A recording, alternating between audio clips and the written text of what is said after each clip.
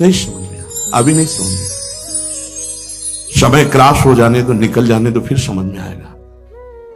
ये बार बार आपको अवसर नहीं मिलेगा। जो जगाया जा रहा है ना रोज, ये जगाया जा रहा है। खूब सोना, जगाने वाला नहीं मिलेगा। समय का इंतजार करो। आज जो तुम गुमान करते हो, आज जो तुम मनमानी करते हो, एक दिन तुम्हें रुलाएगा। ये मनमानी एक दिन तुम्हें पश्चाताप की आग में जलाएगा, क्योंकि यहां जो तुम्हें प्यार करेगा वो तुम्हारा शोषण करेगा। ध्यान रखना, तुम्हारी वृत्तियों का, तुम्हारे धर्म का, तुम्हारी आस्था का खिलवाड़ होगा। अगर भगवान कृपा कर रहे हैं तो निकल चलो, मान लो हमारी बात। छुप छुप के मन को गलत मार्गों में ले जाने की वृत्ति, ये तुम्हारे लिए हानिकारक होगी। वो देख रहा है, सर्वज्ञ देख रहा है, तुम क्या समझते हो? बच्चे हो। बच्चों को जैसे मल भरे बच्चों को गोद में लिया जाता है तो मां की करुणा होती, ना कि बच्चे का गर्व का विषय कि वो कुछ है इसलिए गोद में ले रहे। ऐसा नहीं, तू बच्चा है इसलिए गोद में ले रहे। अगर पिता मां घुटने के बल होकर के तुम्हें पीठ पे चढ़ा रहे हैं, तुम्हारे साथ घोड़ा घोड़ा बन के खेल रहे हैं, तो वो ऐसे नहीं, वो तेरे लिए उतरे हैं, वो तेरे लिए घोड़ा बने हुए हैं। मेरा बच्चा, पर बच्चा समझता है कि जैसे मैं वैसे ही है। नहीं, बहुत सावधान। समय है, समय बहुत बलवान होता है, वो आपको शिक्षा दे देगा। अभी अगर सावधान हो जाओ तो बाह्य और अभ्यंतर दोनों में साधना प्रारंभ हो जाएगी, आप महान बन जाओगे। जब जीव हठ करता है, मुझे भोग चाहिए, विषय चाहिए, तो बड़े करुणा में हरि है, दे देते, ले खेल और अपने साथ खेल। वही तो बने हुए पत्नी, वही पुत्र, वही पति, वही बने हुए, तुम समझ नहीं पा रहे।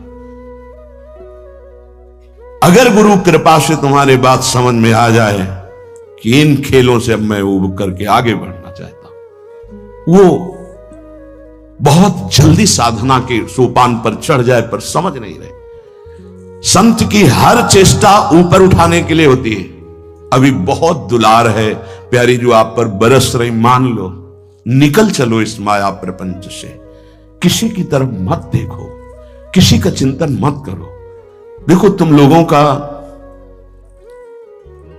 बिहारीन जो कि ऑफिस में रजिस्टर है, और रजिस्ट्रार रोज उसको देख रहा है, हर हृदय के रजिस्टर को। पक्का समझना, कोई हृदय ऐसा नहीं है जिसके रजिस्टर की जांच ना होती हो। पर जितना आप समर्पित हो उतना आपको डांट लगेगी, अगर समर्पित नहीं हो तो हाथ जोड़े जाते हैं और ऐसे कहा जाता है कि देख लो आप देख लो। धिक्कार है यदि गुरुजन ऐसा कहे, गुरुजन ऐसा कहे, देख अगर अब दोबारा दृष्टि उधर गई तो इतना अधिकार दे देना चाहिए। तन मन प्राण गुरुदेव को समर्पित मेरा अधिकार ही नहीं। पर प्रायः इससे चूक हो रही है, इसलिए अभ्यंतर साधना का जागरण नहीं हो रहा। बाह्य क्रियाएं हो रही, अभ्यंतर साधना गुरु कृपा से जागृत होती है। ध्यान रखना, अभ्यंतर साधन मार्ग गुरु कृपा, उसी अभ्यंतर में भाव देह का प्रादुर्भाव होता है। जितना आप अपने आप को बचा के रखेंगे उतने अभ्यंतर में पर्दा लगा रहेगा, बाहरी तो आपका चलता ही रहेगा। और जितना आप अपने आप को समर्पित करते जाएंगे, अभ्यंतर पर्दा हटता चला जाएगा। इस बात को अच्छे से समझ लीजिए। साधक को इस नाटक से हटना होगा। कहीं घोर कर्म, कहीं शांत कर्म, कहीं पुण्य कर्म, कहीं पाप कर्म इस नाटक में हो रहे हैं संसार के, तुम्हें हटना होगा। यहां तक कि तुम्हें अपने पास रहने वाले के भी जीवनचर्या के विषय में ज्ञान नहीं होना चाहिए। अगर आपसे पूछा जाए कि आपके बगल वाले कमरे में जो साधक रहते हैं उनकी दिनचर्या क्या है, तो आपका उत्तर यही होना चाहिए कि अपरिचित हैं हम। तब हमारी जो हृदय की बात है वो तुम पर लागू हो जाएगी। अच्छा, सही महाराज जी, हम नहीं जानते कि वो बगल वाला साधक क्या, उसकी दिनचर्या कैसे। नहीं, आप तो वहीं रहते हैं, फिर भी हम नहीं जानते। हम तो सेवा से निकले, अपने कमरे में चले गए, चुप, किसी से कोई चिंता नहीं। ये रहनी अगर आपके अंदर आ गई तो अभ्यंतर साधन जागृत हो जाएगा। बात पकड़ लीजिए।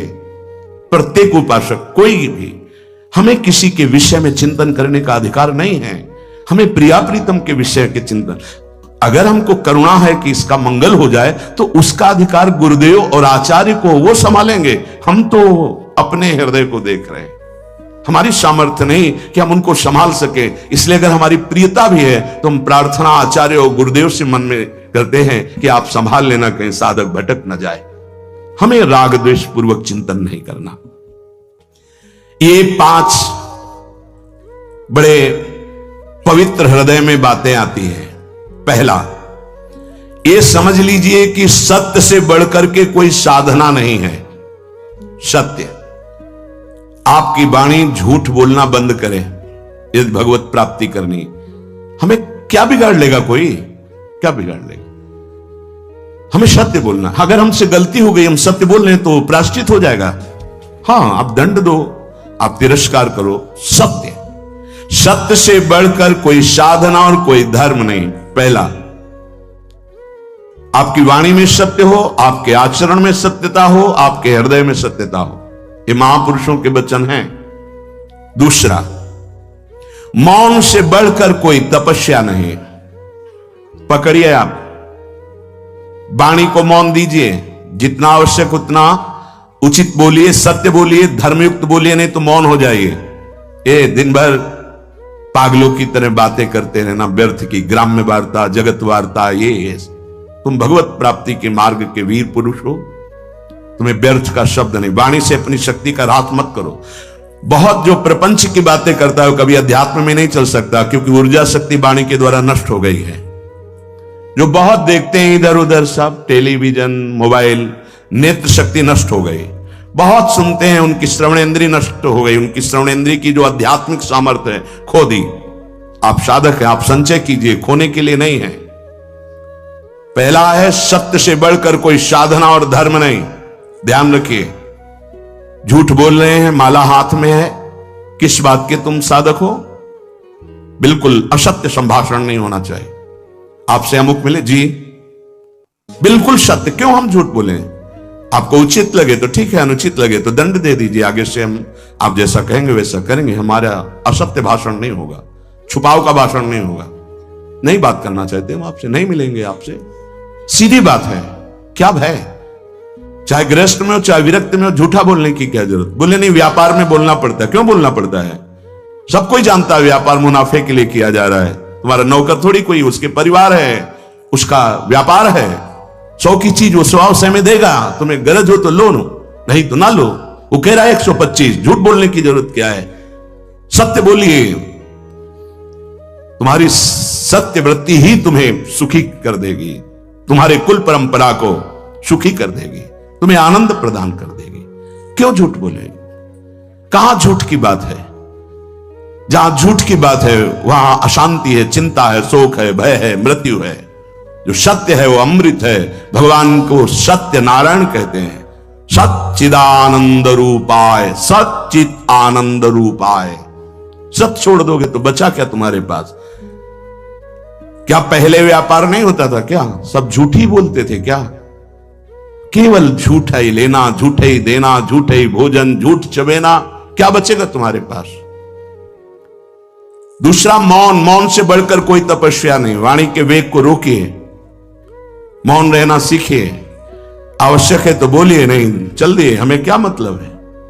आप नाराज ही तो होंगे, लेकिन हम सत्य पे चल रहे हैं तो आपके हृदय को चाहे जितना उत्तापित होकर के हमारे प्रतिकूल सोचे, सामर्थ्य नहीं कि हमें प्रतिकूलता दे सके। तीसरा, नाम जप से बढ़कर कोई यज्ञ नहीं, कोई साधना नहीं। परम सत्य भगवान का नाम है। बहुत अमृतमय वचन बाबा बोल रहे हैं। सत्य बोलना, मौन रहना सबसे बड़ी तपस्या, और नाम जप परायण। इससे बढ़कर कोई यज्ञ नहीं, कोई साधना नहीं। यज्ञानाम जप यज्ञोस्मि भगवान बोले। चौथा, विचार से बढ़कर कोई ज्ञान नहीं। एक भी कदम रखो विचार पूर्वक। किससे मिलना है, क्या पाना है, कैसे चलना है, विचार पूर्वक। पशु बिना विचारे जे करें ते पाछे पछताएं, काम बिगाड़ो आपनो जग में होत हंसाए। विचार पूर्वक हर कार्य कीजिए। विचार ही नहीं, क्रिया कुछ हो रही, विचार कुछ हो रहा है, ऐसे नहीं। हर काम, और जिधर कदम बढ़ा दो फिर लौटाना नहीं। ये नहीं आज ऐसे कल ऐसे परसों ऐसे नहीं, एक पद्धति से चलो, विचार पूर्वक चलो। कदम रख दिया तो बिल्कुल परिपक्व कदम रखा, 4 दिन बाद उसको फिर पीछे हटा के फिर ऐसा नहीं, बार बार नहीं बदलना, बार बार हमें कोई साधन नहीं बदलना, बार बार स्थान परिवर्तन नहीं करना, बार बार साध्य को नहीं बदलना, बार बार गुरु को नहीं बदलना। बहुत जल्दी सिद्धावस्था आ जाए, जो हमारा आसन है उस आसन पे वही परिपक्व अवस्था आ जाएगी, भजन के परमाणु आ जाएंगे। बहुत सावधानी, विचार पूर्वक आपका खान पान, व्यवहार, चलना उठना बैठना बोलना सब विचार पूर्वक, विचार रहित नहीं होना चाहिए। 5वां, भोग और जन समुदाय। जैसे सर्प के संग से आप डर रहे हैं, ऐसे डरना चाहिए उपासक को। संग को भुजंग के समान समझे। किसी से भी बात करो, अगर उसका कल्याण करने की भावना नहीं तो बेमतलब तर्क विवाद, तब लगता है अपने आनंद को छोड़कर क्यों बात करें। प्रभु ने सेवा दी है, इसलिए यह बात करने का समय नहीं रह गया है। कोई बिरला पिपासु आता नहीं तो सब ज्ञानी, सब चतुर, सब भगवत प्राप्त ऐसे ही प्राय मिलते। साधक तो बहुत भाग्य से मिलते हैं। कोई बिरला साधक आता है तब हृदय प्रसन्न होता है कि सच्चे मार्ग से चलना चाहता है। नहीं, अहम की ऐसी बरसात हो रही है, कुछ नहीं। जब उनको तो वो कुछ नहीं है, न ज्ञान है, न भक्ति है, न अष्टांग योग है, कुछ नहीं, अहम। बचो, प्रार्थना है, अपने लोगों को सेवा मिली तो ठाकुर जी जाने। संग से भुजंग के समान डरो। किसी से बात करने से डरो, किसी से मिलने से डरो, किसी से मित्रता से डरो। डरो। एकांत सेवन अमृत, समाज सेवन मृत्यु। जब तक भगवत साक्षात्कार ना हो जाए, उपासक को इस बात से बहुत डरना चाहिए। नेत्र झुके हुए, वाणी मौन, अपने लक्ष्य पर दृष्टि, भगवत साक्षात्कार। आप चाहे जैसे नचवाओ, आपकी इच्छा की बात है। क्योंकि भुने हुए चने को चाहे जितना खाद पानी लगा दो, उसमें अंकुरण नहीं होने वाला। भुना हुआ चने के समान जब मन हो जाए, वो तब भगवान जो सेवा देते हैं वो बात अलग है। उपासक को बिल्कुल सावधान रहना। इस बात पे हमारी बहुत ध्यान दीजिए, नहीं बहुत पश्चाताप होगा, बहुत जलन होगी, बहुत हानि हो जाएगी। यहां किसी से किसी भी प्रकार का धार्मिक, भागवतिक, प्रापंचिक कोई संग न किया जाए। हमारी बात मान लेना। चाहे स्त्री शरीर हो, चाहे पुरुष शरीर हो, हमारी प्रार्थना मान लेना। ये हृदय की बात कह रहा हूं। जब तक भगवत साक्षात्कार ना हो तो व्यवहारिक तो जाने दो, परमार्थिक और धार्मिक संबंध भी हमें स्वीकार नहीं करना। क्योंकि किसी भी तरह से हमारी वृत्ति चुरा न ली जाए। हमारी वृत्ति केवल हमारे आराध्य देव में रहे, बस। असंगोहम पुरुषा, मान लीजिए, मान लीजिए। इसी से परिपक्व अवस्था आती है। भोगों का त्याग और संग का त्याग, बाबा कह रहे हैं 5वीं बात है। सत्य, मौन, जपपरायण, विचार पूर्वक हर कर्तव्य कर्म, और भोगों का और जन समुदाय के संग का त्याग। जब तक भगवत साक्षात्कार ना हो जाए तब तक ऐसा नहीं। साधक को बहुत सावधान रहना है। बिल्कुल हमारी प्रार्थना मान लेना, कभी भी किसी भी तरह से जो स्त्री शरीर है पुरुष शरीर से मित्रता ना होने पावे। जो पुरुष शरीर है कभी स्त्री शरीर से मित्रता ना होने पावे। असत मार्ग की वृत्ति वाली किसी भी तरह से हमारी ये बात मान लेना। इसलिए कह रहा हूं कि नहीं तो जीवन भर पछताना पड़ेगा, जलना पड़ेगा, और कोई सहयोगी आपका नहीं है। 50 साल आप ब्रह्मचर्य से रहकर भजन किए, 5 मिनट आपसे चूक हो गई, पूरा विश्व आपको बख्शेगा नहीं। ध्यान रखना, कोई ये नहीं देखेगा कि ये व्यक्ति 50 साल से जल रहा था और सतमार्ग की चढ़ाई पर चढ़ रहा था, चूक हो गई, कोई नहीं बर्दाश्त करेगा। मेरी बात मान लेना, ये तुम्हारे जीवन के लिए वो कवच होगा जो तुम्हें कोई नहीं हरा सकता। कोई भी संबंध हो, भगवत संबंध के सिवा हमारा किसी से कोई संबंध नहीं।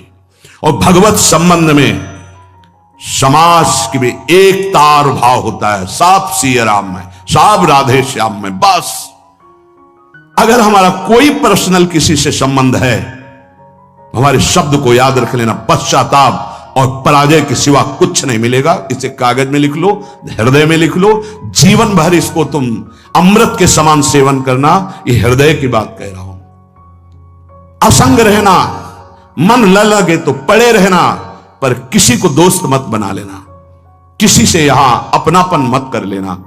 यदि ऐसा किया तो पछताना पड़ेगा, आपकी पराजय होगी और आपको जलना पड़ेगा। दोनों बातें आप समझ लेना।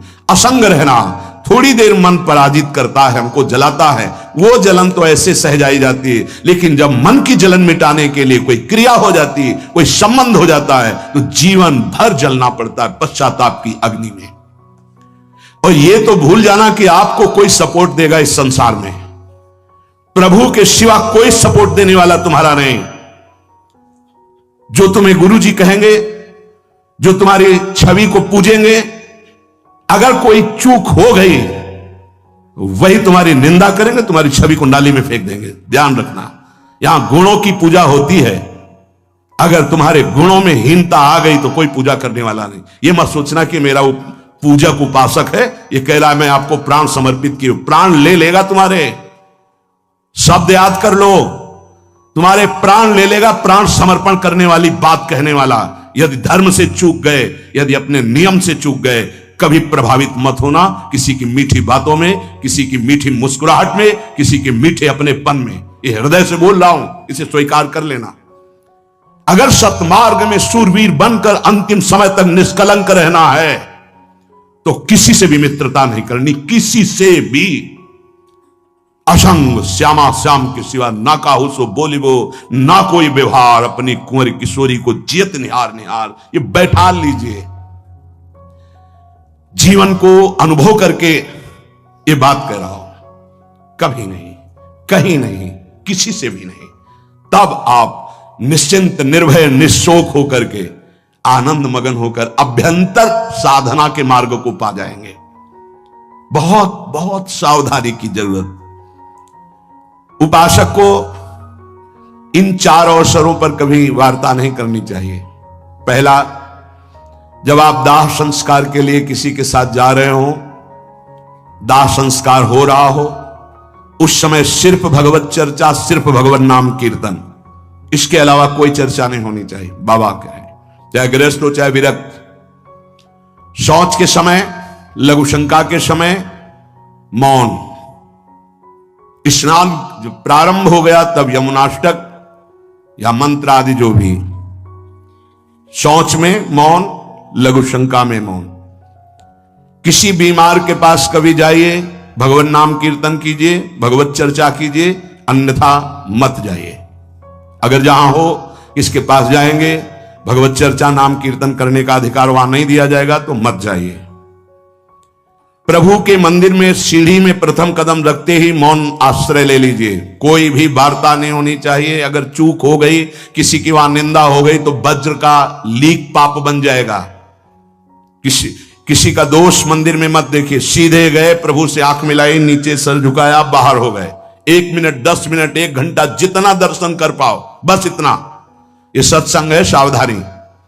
प्रथम सीढ़ी के पैर छुए, मौन, नेत्र नीचे। कोई राधे श्याम कैसे हो, कुछ उत्तर नहीं। सीधे मंदिर में गए, दृष्टि मिलाई। जितनी देर दृष्टि सह पाए रूप, उतनी देर रूप देखो, आंख नीचे करो, वापस मंदिर से आ जाओ। भगवान के मंदिर में किसी भी तरह की कोई भी वार्ता नहीं होनी चाहिए। मौन, दर्शन, बस। खास करके लोग वहीं मिलकर प्रपंच करेंगे। आओ, पीछे खड़े कर लिया और बातें शुरू कर दी। ऐसे विघ्नकारिक लोगों से बचिए, वो विघ्न है। अरे बड़े भाग्य से प्रभु के सामने हमें खड़े होने को मिला है। तुम्हें प्रपंच यही पूछना है, कौन हो, कैसे हो, क्या है, कुछ नहीं। उपासक सावधान, कहीं भी दर्शन के लिए जाए तो सबसे पहले ऐसे लोगों से अपना पिंड छुड़ाए जो प्रणाम नमस्कार बातचीत बिल्कुल नहीं। सीधे गए, आंख मिलाई, आंख नीचे की, वापस हुए, बस। रास्ते में बोलना ही नहीं। इसलिए करे, एक भी व्यक्ति से अपनापन नहीं होना चाहिए। किसी भी संत के पास जाए, मौन का आश्रय ले ले, उसे बोलने दे। उनकी चेष्टाएं देखिए, उनके अनुभव सुने, उनकी बात सुने। आप संसार से आए हो, बड़े भाग्यशाली हो, संत समागम मिला। अगर कोई बात पूछनी है तो अपने परम कल्याण की बात पूछे, अपनी योग्यता दिखाने की ना कोशिश करे। थोड़ा संतों के चरणों में निराभिमान होकर बैठो तो तुम्हें पता चलेगा, अरे ऐसे ऐसे भगवत प्राप्त महात्मा हुए हैं, उनकी वाणियों का स्वाध्याय करो तो तुम्हारा अहंकार मिट्टी में मिल जाएगा। ये अहंकार, तुम 4 शब्द लिख दिए तुकबंदी लिख करके तो अपने को तुम ज्ञानी समझने लगे। बहुत सावधान। इतने इतने बड़े पर्चे आते हैं, किस बात के? जानने के नहीं, कि हमको बताना है कि हम ऐसे। ये भैया हमारे गुरुजी हैं हमारे बताने के लिए, और हमें जो जानना है वो हमारी प्रिया जो हमारे गुरुजी समर्थ है। आपको जो जानना हो, वास्तविक परमार्थ में चलना हो तो यहां बैठना।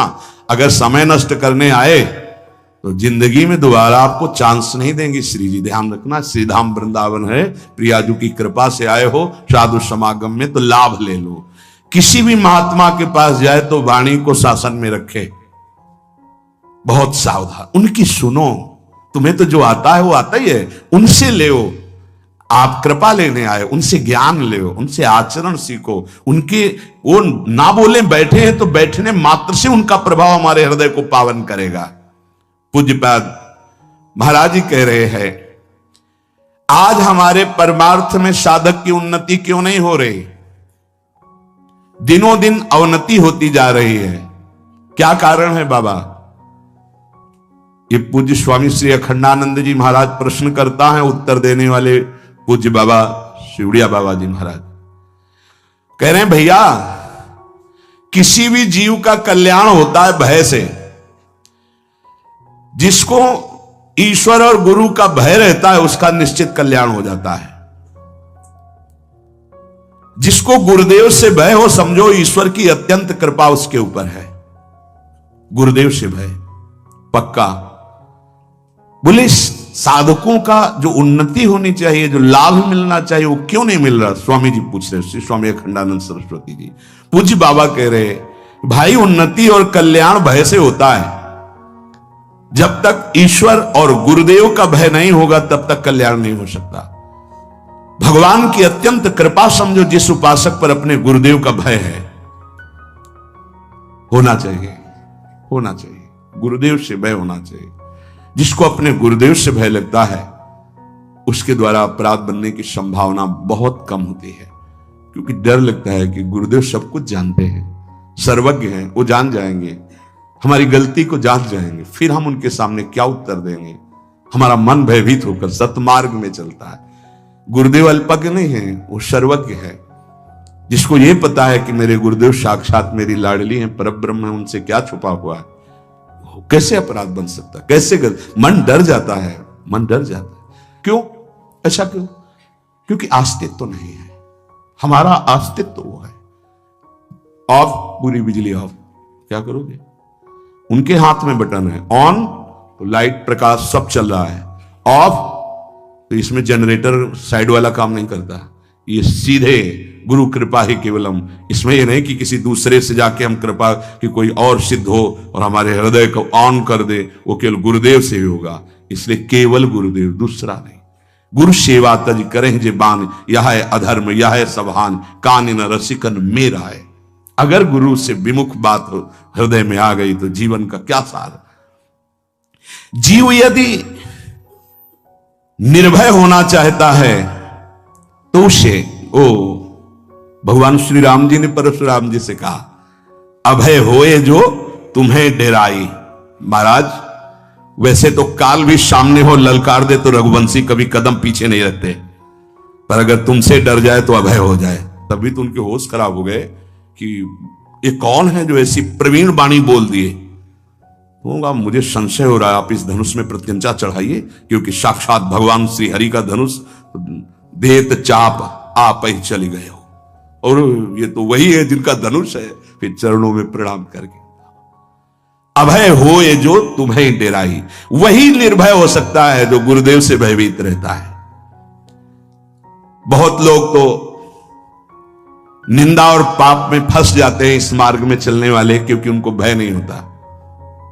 अरे बड़े कृपालु, बड़े कृपालु, बड़े सर्वज्ञ, बहुत सावधानी से एक एक चेष्टा देखी जाती है गुरुजनों की। त्रिकालज्ञ सदगुरुदेव भगवान एक एक चेष्टा देख रहे हैं, एक एक चेष्टा। पर वो जैसे मां है अपने बच्चे को दुलार ही करती, डांटना भी दुलार ही कहा जाता है। ईश्वर का भय उतना काम नहीं करता।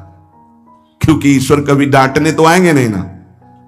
अरे लेकिन गुरुदेव का भय, क्योंकि उनके सामने दृष्टि पड़ना है, वो छुएंगे, वो देखेंगे, वो बोलेंगे तो उनको पता चल जाएगा। गुरुदेव से भय ज्यादा है, ईश्वर से भय कि क्षमा कर दो प्रभु, हो गया ना। वो बोलेंगे ना वो डांटेंगे, लेकिन वहां डांटना बोलने की क्या बात है, वहां तो दंड विधान लागू हो जाएगा।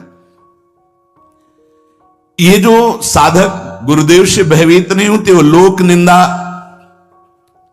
समाज निंदा में, पापाचरण में उतर जाते हैं। उनको कोई डर नहीं होता, क्योंकि डांटने वाला कोई नहीं। माया गिद्ध बना देगी।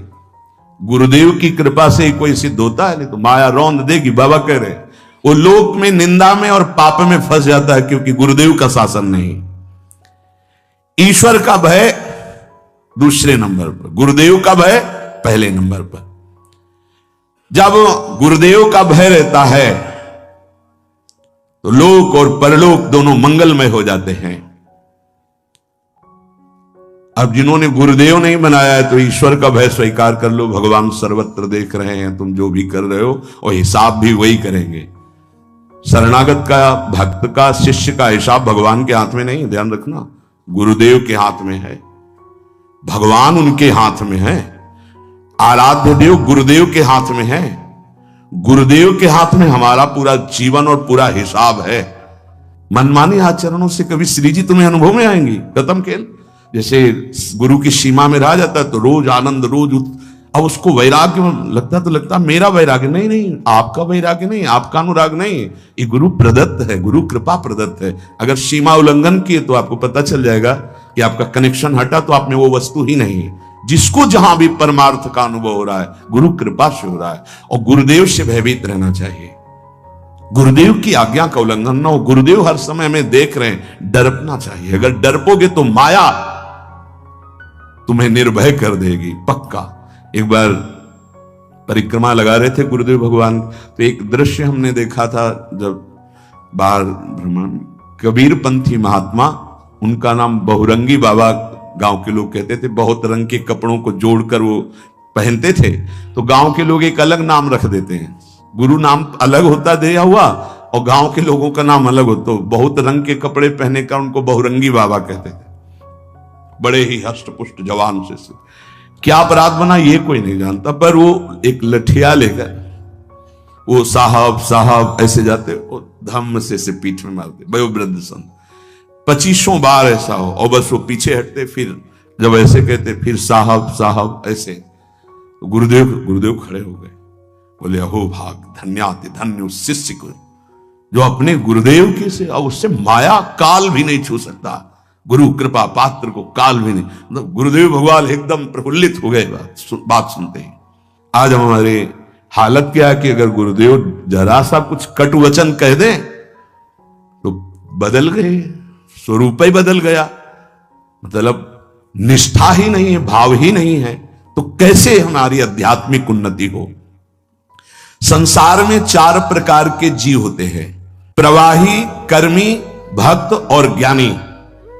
पूज्य बाबा कह रहे प्रवाही वो होते हैं जो अपने अहंकार से राग द्वेष में बहते रहते हैं, उनको गुरु आज्ञा मानने की कोई भी श्रद्धा नहीं रहती, वो जुड़े भर हैं, करेंगे मनमानी। उनको कहते हैं प्रवाही, माया के प्रवाह में बहते चले जाएंगे। दूसरे होते हैं कर्मी, जो शास्त्र कह रहा है उसको वो करना, कर्म करना, ऐसा करना, ऐसा गुरुदेव कह रहे हैं ऐसा करो, वो कह नहीं वो ऐसा ऐसा, वो अपनी मान्यता के अनुसार कर्म प्रधान वो बने रहते हैं। गुरुदेव की आज्ञा कर्म बंधन से मुक्त करने की होती है। कभी कभी ऐसी आज्ञा होती है जिसको हम समझ नहीं पाते हो, हमारा उसमें परम मंगल होता है। हमारे और हमारे गुरुदेव के बीच में सिर्फ गुरुदेव ही है, हम भी नहीं हैं। इस बात को समझना, हमारे और हमारे गुरुदेव के बीच में सिर्फ गुरुदेव हैं, हम भी नहीं हैं। हमारा जीवन, हमारा मन, हमारा प्राण सिर्फ गुरुदेव है। गुरुदेव की आज्ञा, अगर गुरुदेव की आज्ञा है कि ऐसे रख दो तो उसी क्षण रख दिया, हमें दोबारा उठाने की कोशिश नहीं करनी। गुरुदेव की आज्ञा है खड़े हो जाओ, हम वही खड़े। अगर कोई क्यों कहा खड़े हो जाओ, नहीं तो आपसे क्या मतलब है। ये नहीं कि बताने अब हमने तो कोई गलती की नहीं, पता नहीं क्यों हमें खड़े कर दिया है। अरे कौन मानता है ऐसे? नहीं, अपने और गुरुदेव के बीच की बात में सिर्फ गुरुदेव ही होने चाहिए। यह बात समझ लेना। अपने गुरुदेव की आज्ञा के बीच में किसी की सलाह नहीं होनी चाहिए, नहीं हार जाओगे, हमारी बात समझ लेना। दोष भाव पैदा कर दिया जाएगा। बहुत कृपा से जीवन हमारा माया के बंधन से मुक्त होकर गुरु के बंधन में आया है। जो गुरु के बंधन में बंध जाता है, हरि उसके बंधन में बंध जाते हैं। प्रवाही, कर्मी और फिर भक्त। अब यहां से वास्तविकता प्रारंभ होती है। जो केवल अपने गुरुदेव की आज्ञा में रहकर सब बातों की उपेक्षा कर देता है, उसे गुरु भक्त कहते हैं। गुरुदेव की आज्ञा और सब बातों की उपेक्षा। हमारी श्री जी, हमारा धर्म, हमारा सत्य, हमारे गुरुदेव हैं, जैसी आज्ञा हुई वैसा हम चलेंगे। क्या धर्म है, क्या सत्य है, ये तो गुरुदेव जाने। जैसा बोला हम वैसा चलेंगे। जो आज्ञा, जैसी आज्ञा, जिस क्षण आज्ञा, जहां चूक हुई संभाले वही है, उन्हीं की कृपा संभाले। हमारी सामर्थ्य क्या कि उनकी आज्ञा पे चल सके, उन्हीं की सामर्थ्य से। तीसरा जो भक्त है, उसको ना संसार की और ना शास्त्र की, केवल गुरुदेव की बात। अब उसकी अवनति उन्नति पर दृष्टि नहीं रहती, उसकी दृष्टि रहती गुरुदेव पर। संसार में ना इनका राग होता है ना द्वेष होता है ऐसे भक्तों का। ये केवल गुरुदेव की कृपा में डूबने वाले महापुरुष होते हैं। इनका जो दुख भी है वो महान सुख स्वरूप होता है, गुरुदेव की आज्ञा से जो प्राप्त होता है। और इनके सुख का वर्णन तो क्या कर सकते हैं। ना भोजन, ना वस्त्र, ना व्यवहार, ना शास्त्र, केवल गुरुदेव की कृपा से ही ऐसे जनों का पोषण होता है। चौथा, जब ऐसा गुरु भक्त हुआ तो चौथा, ज्ञानी। जो गुरुदेव वही शिष्य, किंचन मात्र अंतर नहीं। पूरा का पूरा हृदय गुरुदेव का उसके हृदय में प्रकाशित हो गया। नमस्कार करते हैं ऐसे शिष्य को जो राग और द्वेष पर विजय प्राप्त करके तत्ववेत्ता गुरुदेव के समान हो गया, जिसका हृदय गुरु स्वरूप हो गया। जैसे भृंगी कीट दूसरे कीट को भृंगी बना दिया, ऐसे गुरु भक्त को गुरुदेव ने स्वरूप प्रदान कर दिया। यहां प्रार्थना है, अर्थ की तरफ दृष्टि मत ले जाना। अगर अर्थ कभी आप पढ़ भी ले तो उसको चिंतन में मत आओ, उसको छोड़ दो। जब तक आपकी भाव दशा ठीक नहीं है, अभी आपके अंदर काम आता है, आपके अंदर नाना प्रकार की वासनाएं हैं, आप नहीं समझ पाएंगे।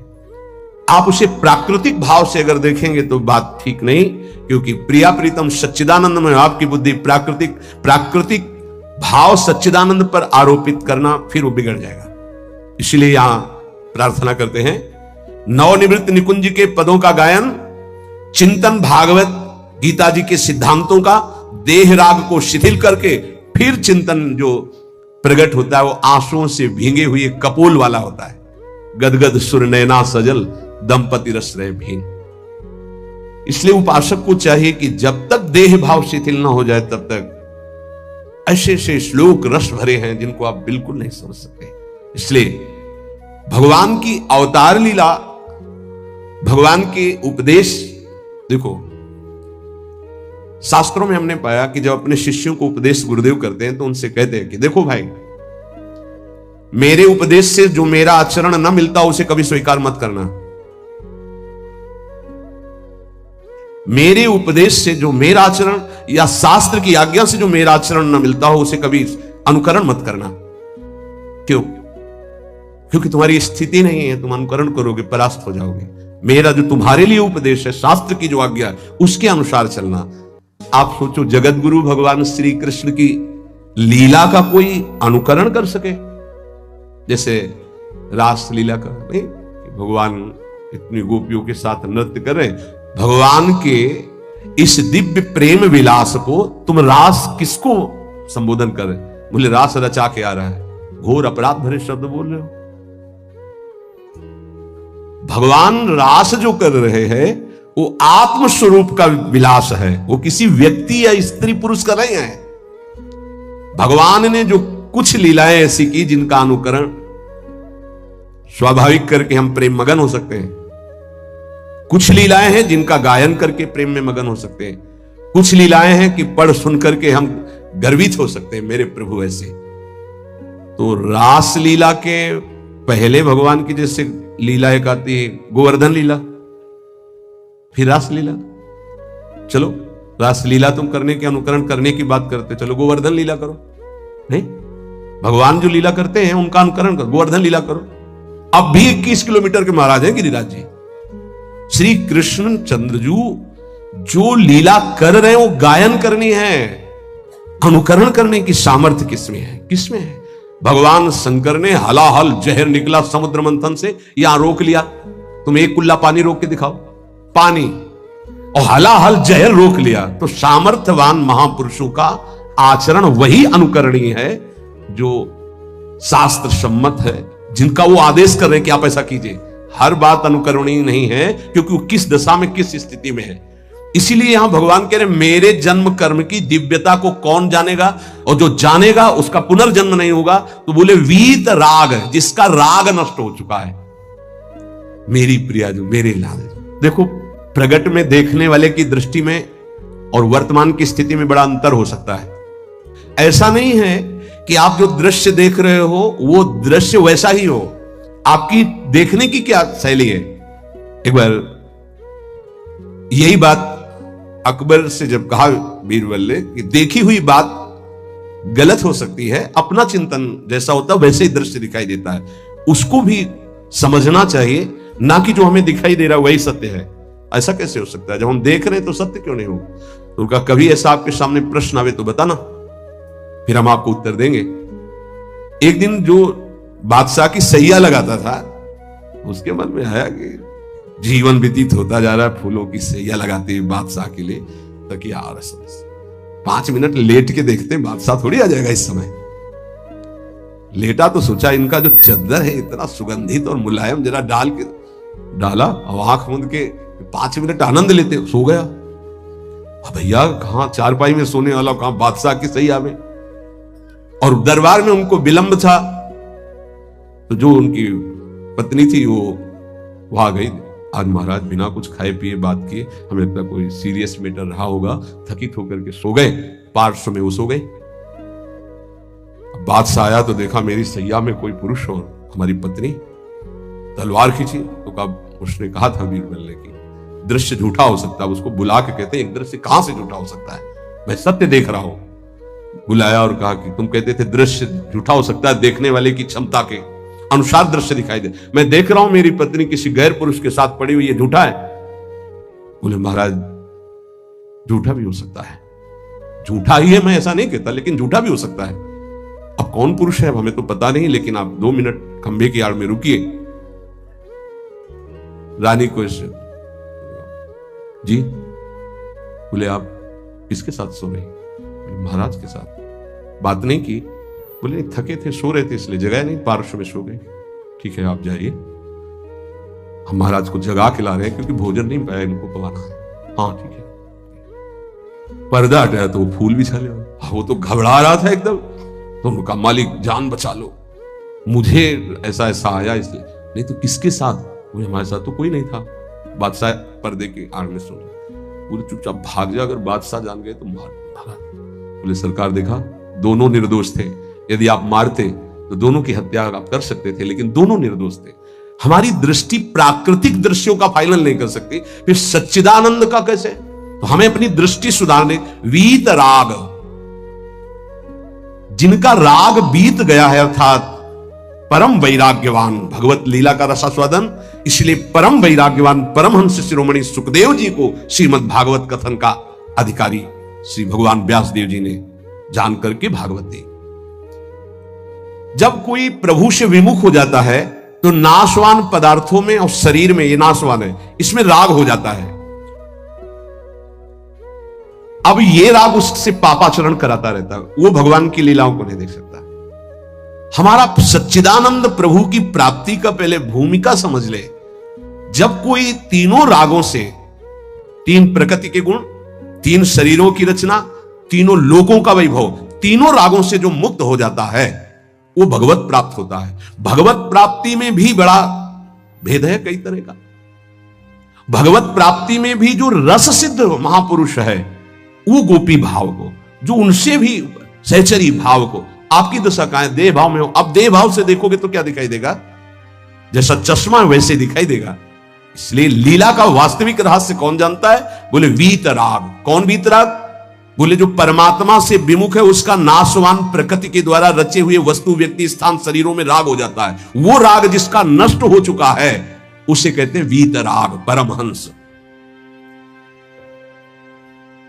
ये राग कामना पैदा करता रहता है। रजोगुण से राग उत्पन्न होता है और राग से अप्राप्त की प्राप्ति की चाह का नाम कामना है। मैं ये भोग लूं, जो सुना, जो पढ़ा, जो देखा वो भोग लूं, प्रकृति का कामना कहते हैं। कामना जहां उत्पन्न होती है तो प्रिय पदार्थों का भोग भोगने से लोभ होता है, प्रिय पदार्थों के भोगने में बाधा पड़ने पर क्रोध होता है। भगवान कह रहे हैं कि वीतराग भय क्रोधो मन मया मामुपाश्रितः, जिसका राग नष्ट हो चुका है और जिसका क्रोध नष्ट हो चुका है, क्रोधी नहीं और भय नहीं। भय, जब तक आप पापाचरण करेंगे तो बिना किसी भय के भी आपको भय लगता रहेगा। ध्यान रखना, हृदयों में देख लेना। अगर भय लग रहा है आपको, अव्यक्त भय, कहीं ऐसा ना हो जाए, कहीं ऐसा, आपका मन मलिन है और आपने पापाचरण किए हैं, वो आपको भयभीत करते रहेंगे। जो भगवत शरणागत निर्मल हृदय वाला होता है उसके अंदर निर्भयता आती, निर्भय, निश्चिंत, निशोक। भगवान कह रहे हैं जो राग रहित है और भय रहित है। भय एक ही जगह आता है। अज्ञान जनित नाशवान शरीरों में राग, भोगों में राग, जिससे पापाचरण, तो ये शरीर न नष्ट हो जाए इस बात का भय बना रहता है, कहीं भोग सामग्री न छूट जाए इस बात का भय बना रहता है, और एक मन में अव्यक्त भय बना रहता है, वो पापाचरण का फल, वो एक कल्पनात्मक भय बना रहता है, भयावह, जिसे आजकल भाषा में डिप्रेशन कहते हैं। वो बेमतलब की बातें सोच सोच कर डरता रहेगा। लेकिन भजन, भगवद आश्रय, ये निर्भय करता है, भय नहीं रहता। जब हमारी कामनाओं की आपूर्ति होती है तो क्रोध आता है, लेकिन भक्त की अगर कहीं वो कामना वाला भी अभी है, आपूर्ति होती तो कृपा मनाता, बड़ी कृपा हुई, भले नहीं दिया, नहीं मेरा मन फंसा देता। पूर्ति हो गई तो बहुत दुलार है, बड़ी प्रभु की दुलार वृत्ति है, वो प्रभु की तरफ ही देखता है, पूर्ति में भी अपूर्ति में। इसलिए ना वो तो लोभ से बंध पाता है ना क्रोध से। वो तो महान पुरुष होते हैं जिनमें कोई कामना नहीं होती, लेकिन प्रायः कामना से ही भक्ति प्रारंभ होती है। जो हमारा अनिष्ट होने की आशंका बनी रहती है, ये अविद्या, अज्ञान, नाशवान पदार्थ, नाशवान शरीर की प्रियता के कारण। तो भय, क्रोध, लोभ, ममता, ये सबका मूल जो है कामना है, काम है। इसी से दोषों की उत्पत्ति होती है। जब तक ये काम है तब तक भगवान की लीलाओं को तुम कैसे जान सकते हो? कैसे जान सकते हो? जब तक तुम्हारे शरीर से काम क्रीड़ा होती है, तुम्हारे अंदर मन में कामनाएं प्रकट होती हैं, तब तक तुम भगवान के चरित्रों का रहस्य नहीं जान सकते। क्योंकि भगवान कह रहे मेरे जो चरित्रों को, मेरे कर्म को, जन्म को दिव्य जान जाता है, उसका पुनर्जन्म नहीं होता, तो कौन जान जाता है? तो बोले वीतराग भय क्रोधाहा, जिनका राग नष्ट हो चुका है, जो निर्भय हो चुके हैं, जिनके हृदय में क्रोध नहीं है। और भगवान कह रहे मनमया मामुपाश्रिता, मनमयाहा, जो मुझ में तल्लीन है, रात दिन नाम जप कर रहे, भगवत ध्यान में, मामुपाश्रिता, मेरे ही आश्रित है, मेरा ही चिंतन, मेरा ही आश्रय, अंदर से किसी से कोई राग नहीं है, किसी भी भोग की, भोगने की इच्छा नहीं है। उस इच्छा की जब वृत्ति नहीं तो क्रोध और लोभ की संभावना ही नहीं, और जब इच्छा ही नहीं तो पापाचरण नहीं, तो भय नहीं हो। भय केवल पापाचरण से होता है। निर्विकार हृदय कूटस्थ स्वामी थे, हिमालय में भ्रमण कर रहे थे, एक शेर की गर्जना हुई, घुर्राता हुआ सामने आया तो छड़ी लिए हुए थे, पूज्य पादुड़िया बाबा के, ऐसे छड़ी लगा खड़े हो गए। बोले यार सुन, तेरा आहार अगर ये निश्चित हो चुका है तो तू गुर्रा मत, इसे खा ले, अगर आहार नहीं निश्चित हुआ है तो तू जा। वो चला गया। कितने निर्भय कि सिंह के सामने भी एकदम ऐसे, क्यों? क्योंकि वीतराग है, शरीर से राग नष्ट हो चुका है। श्री भगवान कह रहे कि मामुपाश्रिता, देखो बहुत सुंदर बात कह रहे, ध्यान देना।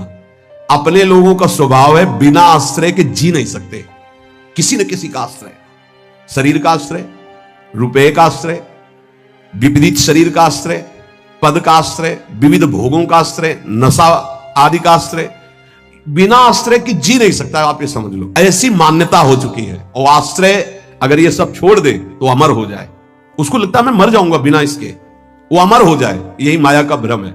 किसी न किसी का आश्रय लिए रहता है। कभी भी वो आश्रय टिकाऊ नहीं है। ध्यान देकर देखिए क्या टिकाऊ है। मनुष्य शरीर टिकाऊ है? नहीं। Bank balance? नहीं। कोई पदार्थ पदवी? नहीं। बहुत ध्यान देने योग्य बात है।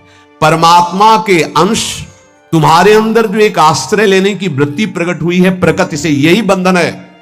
और इस बंधन को तुम तभी छुड़ा सकते हो जब प्रकृति को जिसने रचा उसका आश्रय ले लो, परमात्मा का, प्रभु का। भगवान का अंश जब तक प्रकृति के कुछ भी आश्रय रखेगा तब तक वो भय, क्रोध, लोभ, राग इनसे पिटता रहेगा। चिंता, शोक, नाना प्रकार की। बात को पकड़ो, गंभीरता से पकड़ो। तुम प्रभु के अंश हो, प्रकृति के आश्रय से तुम्हें चैन नहीं मिल सकता, शांति नहीं मिल सकती, अमर पद नहीं मिल सकता। तुम भटकते रहोगे, क्लेशित होते रहोगे, भयभीत होते रहोगे। भटकना जन्म मरण। भगवान के एकमात्र आश्रय से तुम्हें विश्राम मिलेगा और कहीं नहीं। जैसे गोस्वामी जी कहते, पायो परम विश्राम, राम समान प्रभु नाही कहूं। लेकिन कोई भगवान का आश्रय लेना नहीं चाहता, रुपया का आश्रय लेना चाहता है। वस्तु का बल, पद का बल, परिवार का बल, देह का बल, समाज का बल। तब तक भगवान के दर्शन हो जाएं। लोग बातें बनाते, समझते नहीं। अरे द्रौपदी जी अवतार हैं। द्रौपदी जी कोई जन्म नहीं लिए, अवतार हैं, शक्ति का अवतार हैं, यज्ञ कुंड से प्रकट हुई। लेकिन आश्रय दृढ़ तब हुआ इस घटना के बाद, चीरहरण घटना के बाद। नहीं, पांडवों का आश्रय था, सभा का आश्रय था, अपना बल का आश्रय था, दांत का आश्रय लिया। जब सब छूट गया तो गोविंद द्वारिका वासिन। ये चीज समझने, कल कुछ संत भगवान आए थे, उनसे यही चर्चा हो रही थी। आश्रय तत्व पर दृष्टि रखो। कहां आश्रय है तुम्हारा? अंदर से देखो, अभी भगवत प्राप्त हो जाओगे। बिगड़ी जन्म अनेक की, अब ही सुधरे आज। आज अभी हो राम को, आश्रय राम का, आश्रय हरि का, आश्रय प्रभु का। किसका आश्रय? सूरदास जी महाराज कह रहे हैं, अपबल, तपबल और बाहुबल, चौथो बल है दाम। किसका आश्रय इनमें से? अपना बल, तपस्या का बल, दाम का बल, विद्या का बल। किसका बल है? बोले सब बल कहां जागृत होता है? बोले हारे को हरि नाम। जो भगवान के आश्रित हो गया, नाम के आश्रित हो गया। ये जितने आश्रय ये टिकाऊ नहीं है, प्रत्युत ये तुम्हें भ्रमित करके तुम्हारे समय को नष्ट करने वाले हैं। जिसने धन का आश्रय ले लिया, पतन है, शास्त्र कह रहा है। क्यों पतन है? खूब बल आ जाता है अंदर, क्योंकि गलत आश्रय लिया ना धन का। अब वो मतवाला हो जाता है, शराब पीना, मांस खाना, व्यभिचार करना, ये उद्दंडता ही उद्दंडता आने लगती है। अब भगवत आश्रित और धन आ गया तो उसका धन दूसरी जगह जाता है, क्योंकि आश्रय सही है। अस्पताल खुलवा दिया, गौशाला, संत सेवा, गौशाला, नाना प्रकार की धार्मिक वृत्तियों के द्वारा दूसरों को सुख पहुंचाना। क्यों? क्योंकि आश्रय बढ़िया है। केवल धन का आश्रय है तो सब दोष आ जाते हैं। इतना ही नहीं, शुभ कर्मों का आश्रय बन जाता है, साधना का आश्रय बन जाता है। अपनी साधना, रोज परिक्रमा लगाता हूं, रोज ये करता हूं, ये करता हूं। देखो दिखाई दे रहा है भक्त। भगवान, भक्त का मतलब होता है भगवान का आश्रय। अब वो ये जो सत साधनाएं हैं, असत नहीं है, पर इनका जो आश्रय हो गया वो डायरेक्ट भगवान के आश्रय से हट। अब हमारी टांगें मजबूत हैं तो हम परिक्रमा लगा रहे हैं, कल टांग टूट गई तो आश्रय भगवान का, उनके आश्रय से भगवत प्राप्ति होगी, कोई इनके आश्रय से थोड़ी। लेकिन अगर वो आश्रय लिया है तो फिर लगेगा हमसे कोई साधना नहीं हो रही, आप असंतुष्ट हो जाएंगे। एकमात्र भगवान का आश्रय। तभी कह रहे बिगड़ी जन्म अनेक की, अब ही सुधरे आज। अभी इसी क्षण सुधार हो जाएगा, अभी इसी क्षण बात बन जाएगी। अनेक जन्मों की बिगड़ी क्या? आश्रय केवल प्रभु का, मामुपाश्रिता। भगवत प्राप्ति की साधना का भी आश्रय नहीं। ध्यान दो, ये बड़ा सूक्ष्म। आश्रय केवल प्रियालाल का। साधना बन रही बढ़िया, कल साधना ना बने, ऐसे रोग हो जाए, ऐसी शरीर की स्थिति हो जाए, ऐसी मना स्थिति हो जाए तो हमें भगवत प्राप्ति नहीं होगी क्या? होगी। बोले क्यों होगी? तुमसे कोई साधन तो बनता नहीं। बोले हमने साधन का आश्रय नहीं लिया, हमने तो प्रियाजू का आश्रय लिया। सर्वेषु साधन वरेषु चिरम निराशा। बात समझना, ये आंतरिक है, आध्यात्मिक। भरोसा केवल प्रभु का, आश्रय केवल प्रभु का, इसी से भगवत प्राप्ति होती है। पूर्व में जब प्रथम बोलना शुरू हुआ था मुरारी से, उनसे यही आश्रय तत्व पर केवल चर्चा होती थी। आश्रय को समझिए। अगर आश्रय साधन का, तो भोग साधन का होता है, साधन सुख का भोग होता है। इसीलिए यह गुण साधनते नहीं, बड़ा सूक्ष्म। अब जैसे अल्पज्ञ साधक है तो सोचता है कि फिर तो साधना ही नहीं करनी चाहिए। तो अभी तक आप कर रहे थे क्या? आपसे करवा रहे थे जिनके आश्रित हो। ऐसे भाव में आओ। साधन हो रहा है, प्रभु को समर्पित हो रहा है। नहीं हो रहा है तो हम तो प्रभु को समर्पित ही हैं, हमारी भगवत प्राप्ति तो पक्की है। भाई ये समझ आनी बहुत कठिन हो जाती है। हम परिक्रमा लगाया है तो कह सकते हैं कि हम भगवत प्राप्ति कर सकते हैं, क्योंकि साधन का भरोसा है। अगर नहीं लगा पाए तो हमारे भरोसा में कमी हो जाएगी।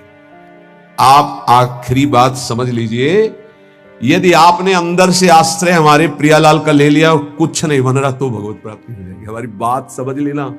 ये हम बहुत समझी सोची हुई बात कर रहे हैं। आश्रय आपका कहां है?